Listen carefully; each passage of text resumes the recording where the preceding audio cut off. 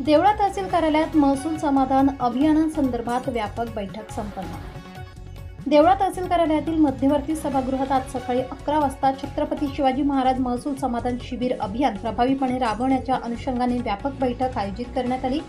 ही बैठक तहसीलदार डॉक्टर मिलिंद कुलकर्णी यांच्या अध्यक्षतेखाली पार पडली। यावेळी प्रशासन नायब तहसीलदार दिनेश शेलुकर, निवडणूक नायब तहसीलदार कैलास निकम तसेच सब रजिस्ट्रार देवळा राजू शिंदे उपस्थित होते।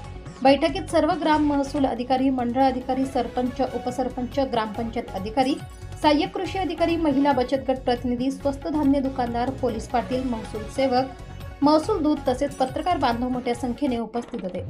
यावेळी महसूल समाधान शिबिर अभियानाची उद्दिष्टे, कार्यपद्धती, SOP तसेच गावनिहाय माहिती संकलनाबाबत सविस्तर मार्गदर्शन करण्यात आले। विशेषतः 15 ऑक्टोबर 2024 पूर्वी झालेले व नोंदणी प्रलंबित असलेले जमीन व्यवहार नियमित करण्यासाठी संबंधित खरेदीदार व विक्रीदारांना प्रोत्साहित करण्याच्या सूचना देण्यात आल्या।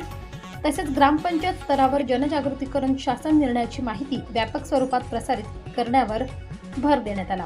बैठकीदरम्यान विविध प्रशासकीय मुद्द्यांवर चर्चा करण्यात आली असून महसूल विभागातील प्रलंबित प्रकरणे निकाली काढण्यासाठी समन्वयाने काम करण्याचे आवाहन करण्यात आले। प्रशासनाच्या या उपक्रमामुळे जमीन व्यवहार अधिक पारदर्शक व सुलभ होण्याची अपेक्षा व्यक्त करण्यात आली। S9 TV न्यूजसाठी शरद पवार, चिंचवे, देवळा। सर नमस्कार, S9 TV न्यूजमध्ये मी तुमचं प्रथम स्वागत करतो। आज या छत्रपती शिवाजी महाराज महसूल समाधान शिबिर अभियान आयोजित करण्यात आलं होतं आणि ह्या शिबिराचा नक्की उद्देश काय आहे आणि जो नागरिकांचा विषय आहे, या अभियानाचा नक्की कुठल्या नागरिकांना लाभ होणार आहे, काय नक्की अधिक या बैठकीचं आयोजन कशा पद्धतीने झालं, इथं कोण कोण उपस्थित होतं, काय अधिक सांगणार? पण देवळा तालुक्यामध्ये छत्रपती शिवाजी महाराजस्व अभियान शिबिर अभियान टप्पा क्रमांक 1 ची अंमलबजावणी करत आहोत। याकरता आपल्याला शासनाने तारखा निश्चित करून दिलेल्या आहेत। आपल्या देवळा तालुक्यामध्ये आपल्या सर्वांना माहिती आहे की 4 मंडळं आहेत, त्यामध्ये देवळा, खर्डे, लोणेर आणि उमराणे। तर या प्रत्येक मंडळामध्ये एक दिवशी आपण शिबिर आयोजित करत आहोत। त्याचा एक कार्यक्रम आपल्याला मी थोडक्यात सांगतो। तर दिनांक 7 मार्च शनिवार या दिवशी आपण खर्डे मंडळामध्ये आणि दिनांक 14 मार्च या दिवशी आपण लोणेर मंडळामध्ये शिबिर आयोजित करत आहोत। त्याचबरोबरीने एप्रिलमध्ये देवळा मंडळात 10 एप्रिलला आणि 17 एप्रिलला आपण उमराणे मंडळात शिबिर आयोजित करत आहोत। तसेच 8 मे ह्या दिवशी आपण नगरपंचायत क्षेत्रामध्ये शिबिर आयोजित करत आहोत। या शिबिरामध्ये जास्तीत जास्त लोकांचा सहभाग व्हावा याकरिता आज आपण स्थानिक स्तरावरचे सरपंच, उपसरपंच, ग्राम महसूल अधिकारी, सहाय्यक कृषी अधिकारी, ग्रामसेवक, पोलीस पाटील, स्वस्त धान्य दुकानदार, महिला बचत गटांचे प्रतिनिधी, पत्रकार बंधू, वेगवेगळ्या क्षेत्रात काम करणारे सामाजिक संघटनाचे प्रतिनिधी यांना सगळ्यांना निमंत्रित केलं होतं। त्यांना आपण या शिबिराची कार्यक्रम पत्रिका आपण सर्वांना दिली। या कार्यक्रमामध्ये शिबिरांमध्ये शासनाला शेतकऱ्यांच्या निगडीत किंवा महसूल प्रशासनाने एवढ्या काही कालखंडामध्ये जे काही क्रांतिकारी निर्णय घेतले आहेत ते लोकांपर्यंत पोहोचून त्याचा लोकांना लाभ घेता यावा, हा मुख्यतः या शिबिरांचा उद्देश आहे। याच्यामध्ये थोडक्यात सांगायचं तर अकृषक बाबतीत लोकांना खूप अडचणी यायच्या, जमिनीतल्या वापराचा बदल, त्यामध्ये मोठी सुधारणा महाराष्ट्र जमीन महसूल अधिनियम 1966च्या कलम 42 आणि 44-45 मध्ये शासनाकडून करण्यात आली आहे।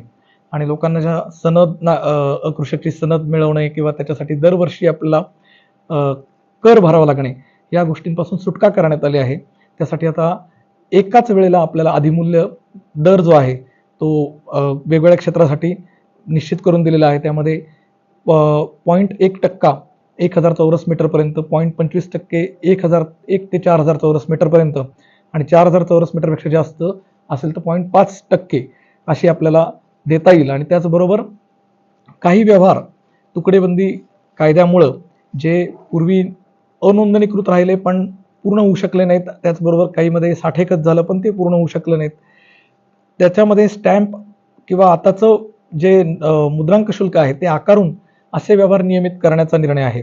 त्याचबरोबरीने नियमित जे आमचे महसूलचे कामं आहेत त्याच्यामध्ये फेरफार प्रलंबित असणं किंवा विवादग्रस्त नोंदी असणं, सातबाऱ्यावरच्या चुका दुरुस्ती करणं असेल, शाळांचे शैक्षणिक वर्ष संपत आलं आहे, तर त्या नवीन वर्षासाठी प्रवेशासाठी विद्यार्थ्यांना उत्पन्नाचे दाखले असतील, राष्ट्रीयत्वाचा दाखला असेल, अधिवास प्रमाणपत्र असेल, जातीचा दाखला असेल, हे सगळं मिळवताना बऱ्याच अडचणी होतात. याच्यामध्ये बऱ्याचदा लोकांना अधिकचे पैसे मोजावे लागतात, असे दलाली याच्यामध्ये काही प्रमाणात किंवा भ्रष्टाचार अशा प्रकारे होत राहतो. त्यापेक्षा आपण त्यांच्याकडून कागदपत्र गोळा करून त्यांना त्याच ठिकाणी ती सोय तात्काळ देणं हे आपण यामध्ये समाविष्ट केलेलं आहे. त्याचबरोबरीने पाणंद रस्त्याचा आता प्रश्न जो आहे, आपल्या मागच्या दोन्ही शिबिरांमध्ये महसूल सप्ताह असेल मागच्या वर्षीचा किंवा सेवा पंधरवडा, तर देवळा तालुक्यात अतिशय चांगल्या पद्धतीने तो राबवण्यात आला आणि त्यामध्ये बरेच रस्ते मोकळे झाले. आता ते रस्ते पक्के करण्यासाठी यासाठी निधी उपलब्ध झालेला आहे आणि त्यामध्ये स्थानिक आपले जे आमदार महोदय आहेत त्यांच्या अध्यक्षतेखाली समिती आहे. त्या समितीच्या एक बैठक देखील घेण्यात आली आहे. आता पुढच्या बैठकीमध्ये आलेले प्रस्ताव जे आहेत त्याच्यावरती निर्णय होऊन टप्प्याटप्प्याने आपण हे पाणंद रस्ते आहेत त्याच्या हद्दीखुणा निश्चित करून ते पक्के करणे हा देखील यामध्ये उपक्रम आहे. तर हे महत्त्वाचे जे मी उपक्रम आहे याच्यामध्ये हे 4-5 उपक्रम आहेत. त्याच्याबरोबर एकूण 15 उपक्रम आहेत की ज्याच्यामध्ये आपण लोकांना सुविधा देणार आहोत. त्याचबरोबर PM किसानचा लाभ असेल, ॲग्रिस्टॅक असेल, ई चावडी असेल, ई पीक पाहणी असेल, ह्या सगळ्या गोष्टींमध्ये पण लोकांचा सहभाग आपल्याला वाढवायचा आहे. तर या दृष्टीने एक जनजागृती व्हावी, प्रसार व्हावा, प्रसिद्धी मिळावी आणि सहभाग जनतेचा वाढावा, यासाठी आज आपण ही बैठक आयोजित केली होती.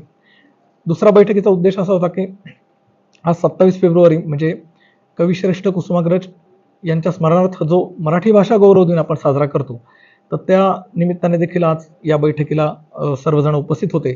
तर असे दोन्ही उपक्रम आज आपण एका बैठकीमध्ये घेतले आहेत.